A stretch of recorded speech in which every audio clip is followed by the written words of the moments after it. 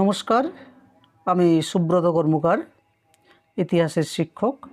আজকে আমি তোমাদেরকে যেটা বোঝাবো সেটা হচ্ছে সপ্তম শ্রেণীর ইতিহাস বইয়ের, সরকারি যে ইতিহাস বই সেই ইতিহাস বইয়ের ৫৪ পাতা থেকে বোঝাচ্ছি। দেখো, আমার কাছে যারা অফলাইনে প্রাইভেট পড়ে তাদেরকে আমি কিন্তু এই লাইন ধরেই বারবার করিয়ে দিই। প্রতিটি লাইন থেকে কি কি প্রশ্ন আসতে পারে, কোন কোন গল্পগুলো রয়েছে, এর কারণ একটাই যে ছেলেমেয়েরা যদি টেক্সট বইয়ের পাতাটা খুঁটিয়ে খুঁটিয়ে পড়ে তাহলে যেমনই প্রশ্ন আসুক না কেন তারা কিন্তু করতে পারবে, অথবা প্রশ্নটা যদি ঘুরিয়েও আসে তারা কিন্তু এটা উপলব্ধি করতে পারবে।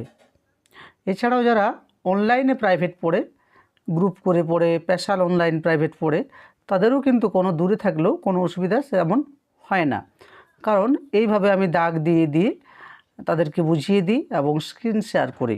স্ক্রিন শেয়ার করলে পুরোটাই দেখতে পায় তারা, এবং সেটা দেখেই তারা কিন্তু দাগ দেয় এবং মূল বিষয়বস্তুটা বুঝিয়ে দিই। যাই হোক, এবার আসি পড়াশোনাতে। দেখো, তোমাদেরকে বললামই যে ভালোভাবে খুঁটিয়ে খুঁটিয়ে যদি পড়ো, শুধুমাত্র যে একজন ভালো স্টুডেন্ট হবে সেরকম নয়, একটা ইতিহাসকে খুব ভালোভাবে উপলব্ধি করতে পারবে এবং তোমরা তোমাদের পরবর্তী প্রজন্মকেও একটা ইতিহাসের ভালো কৌশলে ছেলেমেয়েদেরকে শেখাতে পারবে। দেখো, আজকে আছে টুকরো কথাতে পানিপথের যুদ্ধ। আমি 5টাতে লিখে দিয়েছি কবে কাদের মধ্যে হয়, তাহলে একটা প্রশ্ন বেরিয়ে গেল। পানিপথের যুদ্ধ হয় 1526 খ্রিস্টাব্দে।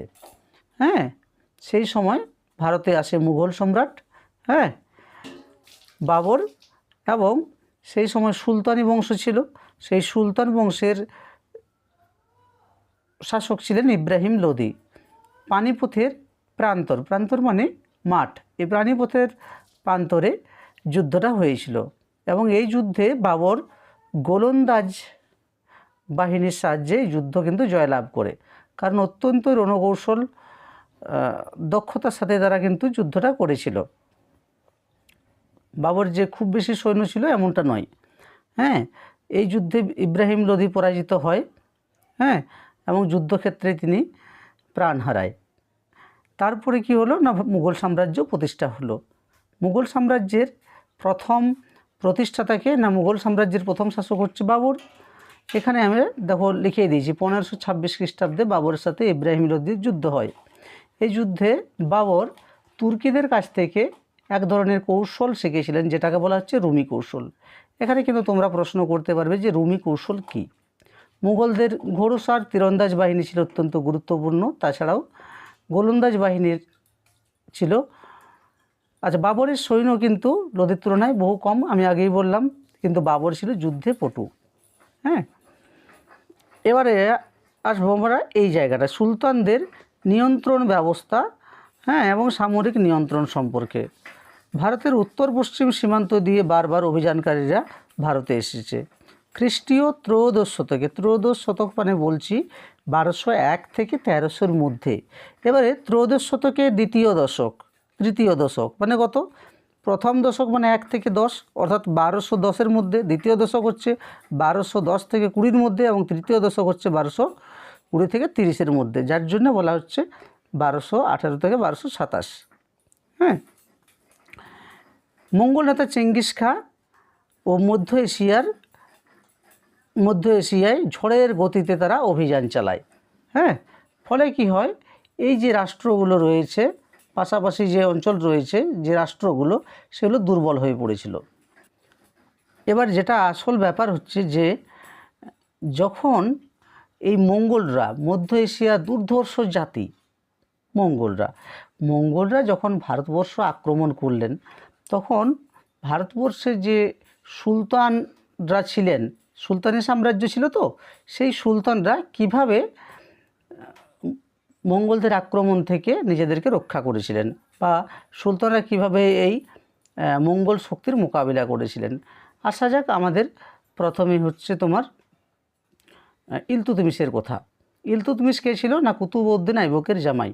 ও কিন্তু মঙ্গলদের সাথে জানে, ওদের শক্তি সম্পর্কে জানে, ওদের পরাক্রমশীলতা সম্পর্কে ওদের যথেষ্ট ধারণা ছিল ইলতুৎমিশের, তাই মঙ্গলদের সাথে যুদ্ধ না করে যুদ্ধটা এড়িয়ে গিয়েছিল। এবারে আসা যাক যে সুলতানরা একটা সময় এলো, এই সময়ে কিন্তু এরা নিজেদের যে সামরিক শক্তি সেটাকে ঠিকঠাক করে শক্তিশালী করলো। কখন না, এই যে মঙ্গল নেতা চেঙ্গিস খা মারা যায়, মঙ্গল নেতা চেঙ্গিস খা যখন মারা যায় তখন মঙ্গল রাজ্যের একাধিক অংশ ভাগ হয়ে পড়ে। হ্যাঁ, সবাই কী করে চেঙ্গিস খার দখল করা অঞ্চলগুলো বিভিন্ন শাসকদের মধ্যে কাড়াকাড়ি করতে শুরু করে, আমি এই জায়গাটা নেব, আমি এই জায়গা নেব, ও বলবে আমি এই জায়গা নেব। তাহলে পশ্চিম এশিয়া নিয়ে তারা ব্যস্ত হয়ে পড়ে। এই সুযোগটাকে কাজে লাগিয়ে দেয় দিল্লির সুলতানরা। তারা নিজেদের শক্তি বৃদ্ধি করে, হ্যাঁ, এবং তারা একটা কেন্দ্রীভূত রাষ্ট্র ব্যবস্থা এবং স্থায়ী সেনাবাহিনী গড়ে তোলার একটা সুযোগ পেয়ে গেছিল। ফলে কি হয় না, পরবর্তীকালে মঙ্গল আক্রমণ ঠেকাতে তাদের সুবিধা হয়। আচ্ছা, এবার আসা যাক গিয়াসউদ্দিন বলবন। গিয়াসউদ্দিন বলবনের সময় যা আছে সেটা তো তোমরা টেক্সট বইটা পড়বেই ভালোভাবে, কিন্তু যেটা আমি বলতে চাইছি যে গিয়াসউদ্দিন বলবন সুলতান হয়ে কী করছিল না, তাবর হিন্দ, তারপর হচ্ছে সুনাম, হ্যাঁ, সামানা, এই সমস্ত দুর্গগুলো সুরক্ষিত করেছিল, শক্তিশালী করেছিল এবং বিপাশা নদীর বরাবর সৈন্য তিনি রাখে। মঙ্গলদের কাছে দূত পাঠিয়েছিলেন কূটনৈতিক চাল হিসেবে। 1285 সালে মঙ্গলদের সঙ্গে লড়াইয়ের জন্য বলবনের যে বড় ছেলে, তার নাম হচ্ছে যুবরাজ মুহাম্মদ, সে প্রাণ হারায়। এবার আসবো আলাউদ্দিন খলজির সময়। এটা আলাদা আবার একটি 2 নম্বর বা 3 নম্বরের প্রশ্ন তোমাদের থেকেই যায় বা পড়ে, যে সুলতান আলাউদ্দিন খলজি কীভাবে মঙ্গল আক্রমণের মোকাবিলা করেছিল। দেখো, সুলতান আলাউদ্দিন খলজির সময়ে দিল্লি 2 বার আক্রান্ত হয়।